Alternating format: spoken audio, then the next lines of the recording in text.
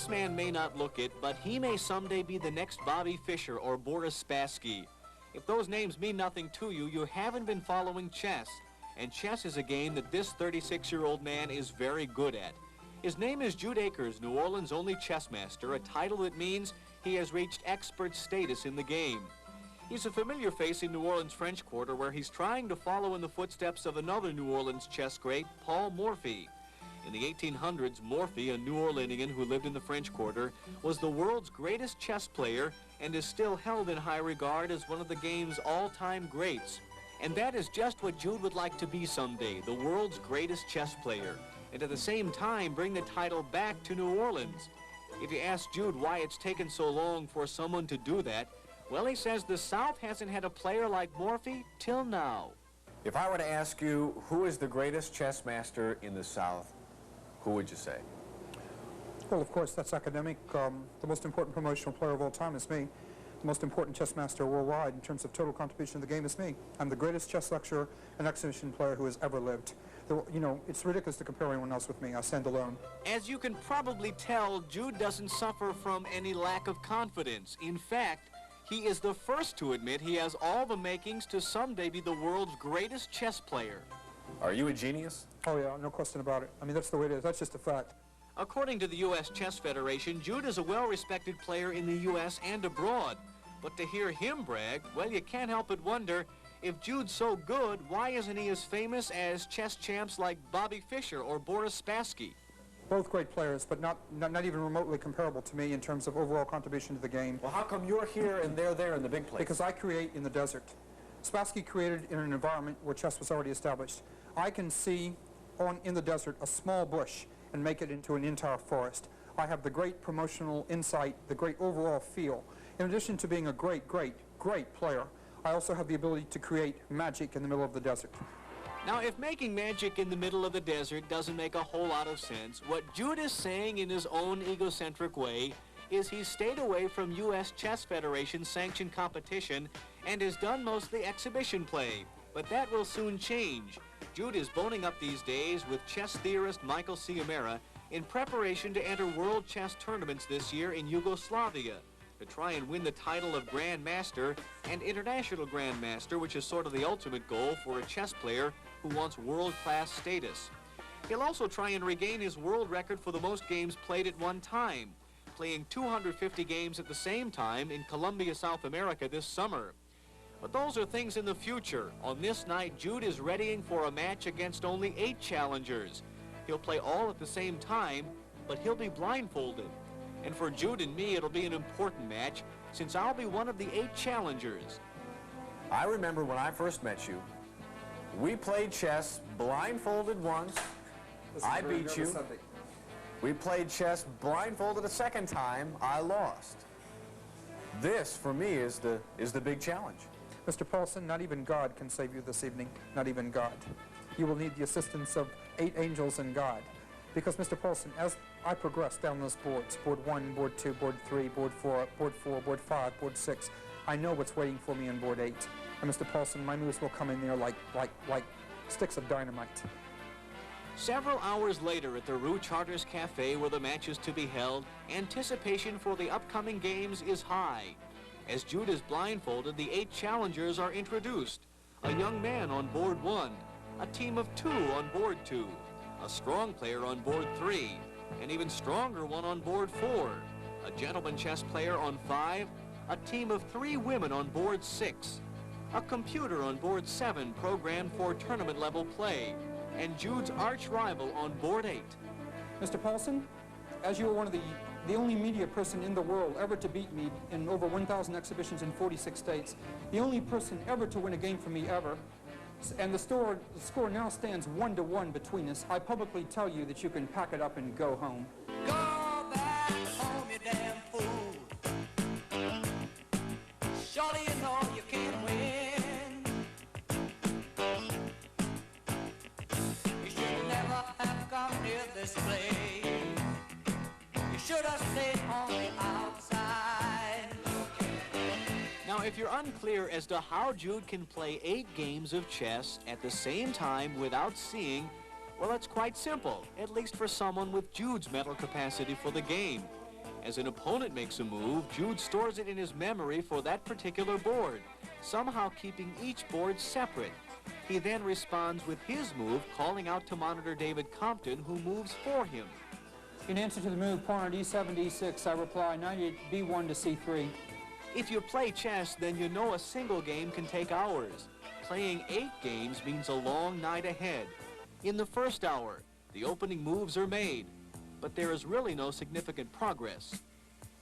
By hour 2, most games are well developed, but there is still no clue as to how well anyone is doing. Hour 3, there seems to be significant progress on several boards. On board 3, Jude is somewhat confused about a move, but with a computer-like memory recalls every move of that game. Knight at b to c3, pawn to d5, bishop to g5, knight to c6, pawn to e3, pawn to a6, and now comes pawn to f4, and he plays bishop to f5, and I play bishop to d3. You got it, champ. He can then proceed. Hour 4, there are only 6 challengers left. 2 have resigned, challenger 1 and 3. 20 minutes later, the ladies' team on board 6 is doing well enough to accept a draw with Jude. The same thing happens at board 4. Hour 5, with help from the son of one of the women players, the challenger on board 8 has held his own. Jude, realizing this and hoping this story will be a favorable one to him, offers a draw. Jude, after careful consideration, I will accept your offer of a draw because it means victory for me, and we will challenge each other again in the future. Within a few hours after that, the 3 remaining games ended. Board 5 lost, the computer lost, but board 2 triumphed. The final score, Jude won 4, had 3 draws and 1 loss, and has a challenge to meet again.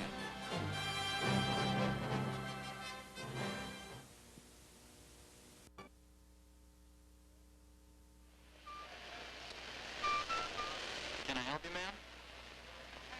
Boy, they told me to take a streetcar named Desire, and then transfer to one called Cemetery, and ride 6 blocks and get off at Pollution Field. There's your car now. A streetcar named Desire. Tennessee Williams calls it his best work. But it's only one of a string of plays, short stories, and poems that have made Williams one of the world's most acclaimed writers. He's authored plays like The Glass Menagerie, Cat on a Hot Tin Roof, Night of the Iguana, and countless others, and is considered by many as America's greatest living playwright. Tennessee, who was born Thomas Lanier Williams III 71 years ago in Columbus, Mississippi, is still writing today.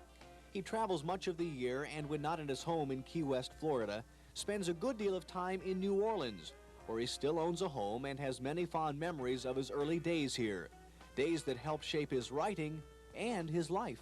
I had been a rather proper sort of person, you know, in my private life until I entered the decadent world of New Orleans. Then I discovered a certain flexibility in my sexual nature, should I say. In the quarter, you discovered that. Yes, I did indeed. It happened on New Year's Eve, I remember, yeah. As long as we're on that subject, in your memoirs, you talk about homosexuality. Why not? I had one alternative, that was to talk about writing. And I am superstitious about talking about writing. I think that if you talk about writing, you'll stop being able to write. You will become self-conscious, and when you sit down at your typewriter, you'll be too self-conscious to work. Williams says the homosexuality, or as he calls it, the duality of gender he discovered in New Orleans, was quite useful in his writing.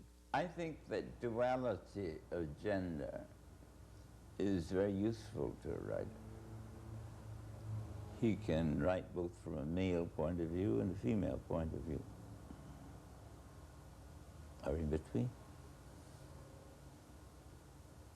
And so I think it is not only a practical advantage, because if he is a person of erotic disposition, such as myself, he would be married 3 or 4 times and be paying alimony to all these women like like poor Norma Mailer is. When Williams came to New Orleans, he lived in a number of rooming houses and several apartments here in the French Quarter. One of those was at 722 Toulouse, and another was here in the 600 block of St. Peter. Now, Williams' apartment overlooked Royal behind me and a streetcar line that used to run there called Desire. That, of course, spawned the play and the classic Marlon Brando, Vivian Leigh film, A Streetcar Named Desire, and was one of a number of plays that launched Williams into literary immortality. Have you ever read what the Encyclopedia Britannica says about Tennessee Williams? No, I've got the whole Encyclopedia Britannica in cartons in the closet in Key West. I got an award from them for life achievement, and Dakin, my brother, received it for me. I was tied up in Vancouver, Canada, and he got it, and they sent me the whole set of them. Huge cartons, and I've got them all in the closet. If I may read from the encyclopedia, they say your characters have one common bond. That is, they are psychologically sick and trapped in a world indifferent to them and uncomprehended by them. Oh, that's very pat, you know, a very pat definition of my characters, I think. They have to say something, and they usually will say something that will please their editors, I don't know. It also says of your characters, at best, they cling pathetically together in what Williams appears to consider the only remaining bond of sympathetic communication, sex. Ludicrous. Absolutely ludicrous. My closest friends are people with whom I've had no sex at all. Mm-hmm. Do you identify with your characters? I have to. Every person who's going to create a true character has to be able to project himself into that character in order to create him. Even though Williams writes every day and has produced dozens of short stories and plays over the past couple of decades, he has not had the great successes as he did in the 40s, 50s, and early 60s. And when this interview was taped just before his 70th birthday, Williams was the first to admit his current work is not as well accepted as were his earlier writings. I don't have the huge advantage of youth. I'm 69 years old. I'll be 70 on the 26th of March. I certainly don't have the huge backlog of emotional experience that I had to release in my early plays. I do have new things to say, the things that come with experience. I have craftsmanship that comes with experience. I have many things to offer still, or I wouldn't try to work. But my work, I know that I could not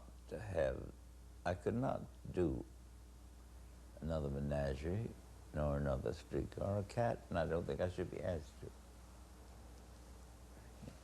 They should, you know, I can still function as a playwright, and I can still give them innovative,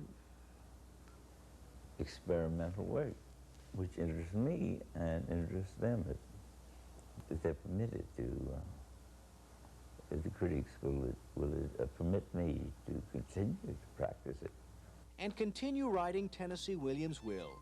It is, he says, his first love, and for the world, it is his greatest gift.